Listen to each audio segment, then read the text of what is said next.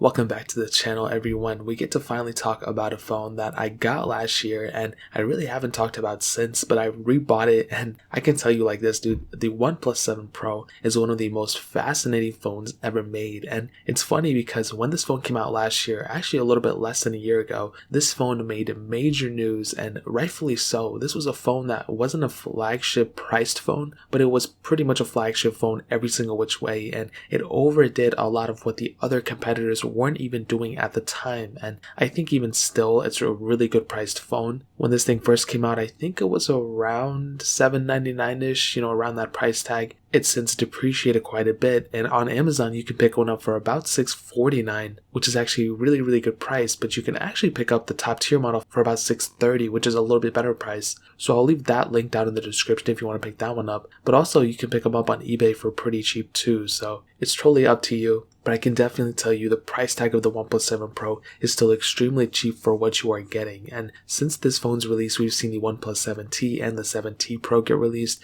as well as the new Galaxy S20s. And I can tell you this phone, in terms of the design, has still so much going for it. And I think with the S20 and the S20 Ultra, those phones are definitely probably the best phones ever made in terms of the Android standpoint. But the OnePlus 7 Pro, for what it brought in such a probably cheaper package than usual, is a seriously impressive thing, and I have a lot of respect for OnePlus for doing that. So looking on the front of the OnePlus 7 Pro, we have a 6.67-inch Fluid AMOLED display, and it's a 1440p display, and it's a very good display. It's very, very good. I think this was the first time we saw a 1440p display on a OnePlus phone for a while at least. And this phone's display was so cool. You had really so much going for it. It had a little bezel all around the whole entire body. The screen to body ratio was extremely high. You didn't have any hole punch display or anything like that. And this was not the first time I think we've seen a bezel-less display like this, but it was pretty close to almost bezel-less if I'm being honest. Now, as you guys know, the face camera or the front facing camera was a pop-up camera on the top, and still to this day, like even almost a year later,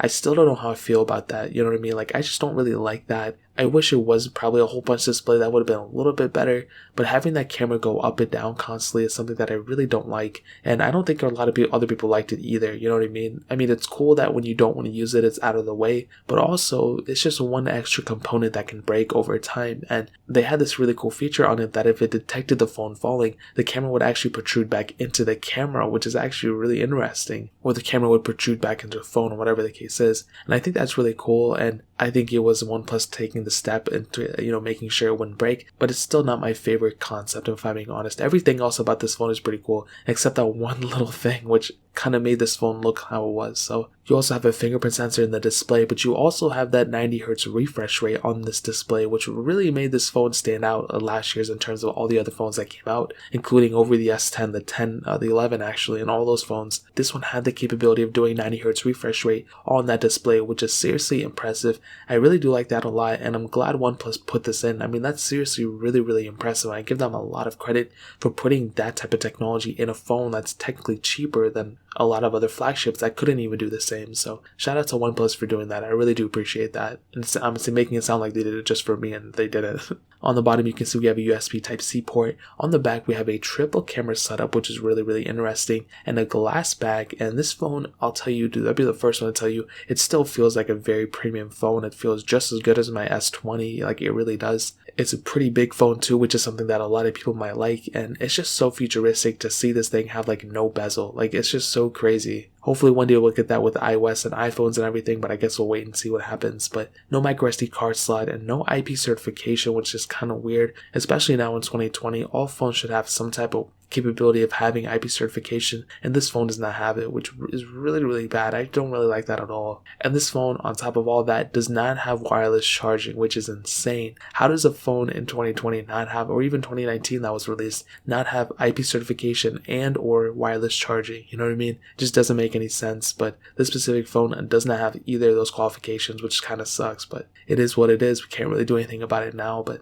overall, I like the body. It still feels like a very, very good phone, and I have a lot of respect for OnePlus for pushing it out. So in terms of the outside, that really pretty much covers it. Now, hitting on the software, this thing was released with the Android Pie on Oxygen OS, and we are able to get Android 10 on it. I think at some point we're going to get Android 11, and then that's probably it. However, the cool thing about OnePlus phones is that they're pretty easy to root in custom ROM. They were once tag teamed up with the CyanogenMod back in the day. Now that CyanogenMod is Lineage OS, and they split ties a long time ago after their first phone, and since then Oxygen OS and OnePlus, they really wanted to make it more so, I guess, more stockish Android with more built-in features, and then a full-on custom ROM and all those things. And I can tell you, in terms of being a stock OS, Oxygen OS is probably the best of both worlds. You're stock, you're not rooted or anything like that, but you still have so much capability, you have that stock software, and it kind of does feel like a custom ROM at the end of the day, which is really cool. And that's why I love OnePlus so much. You know, their software is one of the better, so I think it's better than stock Android, to be honest. And it's funny because a lot of people say stock Android is the best, but in my opinion,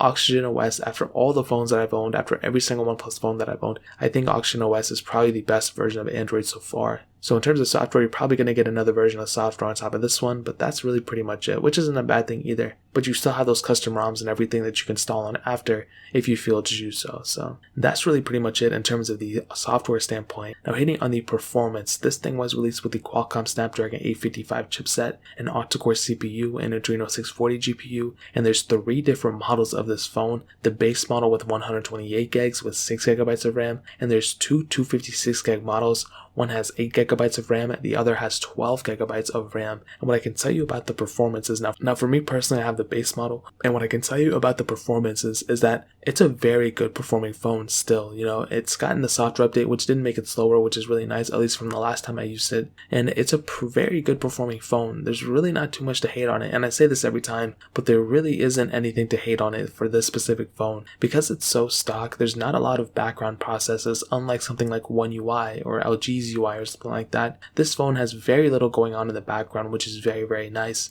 And the thing is that whenever I open an app or I close an app or whatever, it gets to it just in time, and you know, it opens it just as fast as I wanted it to, which is really cool. And there's nothing in me that, you know, finds anything wrong or flawed with it. The cool thing is with that 90 Hz refresh rate, it makes everything on this phone feel that much smoother, which is really cool. Typically, you know, with phones, we're so used to that 60 Hz, and this one just brings it to another level. Now with the Galaxy S20, obviously we have that 120 Hz, but this one is still at the really, really good, and you're still going to see pretty big differences from 60 Hz to 90 Hz. And I can tell you the performance of this phone, whether you're an extreme user, whether you're a basic user, it's going to be very, very good. What I will tell you though is that if you get that top tier 12 gig model, that's going to probably future proof you a lot more than getting the base model that I have. So kind of keep that in mind, especially considering the fact that the Galaxy S20 and those phones have 12 gigs of RAM. You can base up this model and you can get the top tier model and still feel like you have a very, very fast performing phone even now in 2020. That's probably competitive to the top tier phone. So what I'll tell you is, in terms of the performance, it's a very good performing phone.